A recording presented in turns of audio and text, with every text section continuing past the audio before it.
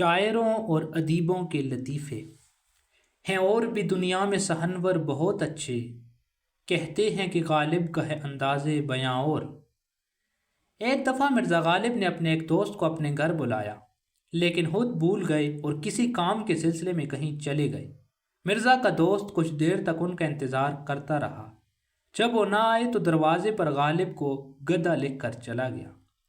اگلے دن وہ مرزا سے ملا اور کہا، میں کل آپ کے گھر آیا تھا۔ تو مرزا بولے، ہاں، میں نے دروازے پر تمہارے دستخط دیکھ لیے تھے۔ مرزا غالب اور دوستوں کی محفل۔ مرزا غالب دوستوں کی محفل میں بیٹھے تھے اور دلی اور لکھنؤ کی اردو میں فرق پر گفتگو جاری تھی کہ کسی نے مرزا غالب سے پوچھا، حضور، میرا قلم صحیح ہے یا میری قلم؟ مرزا غالب نے کہا، عورت لکھے تو میری قلم، مرد لکھے تو میرا قلم۔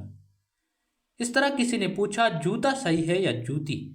ایک صاحب کہنے لگے، بھائی مرزا تو یہی کہیں گے کہ عورت پہنے تو جوتی اور مرد پہنے تو جوتا۔ مرزا غالب نے جواب دیا، جی نہیں، زور سے پڑے تو جوتا، آہستہ پڑے تو جوتی۔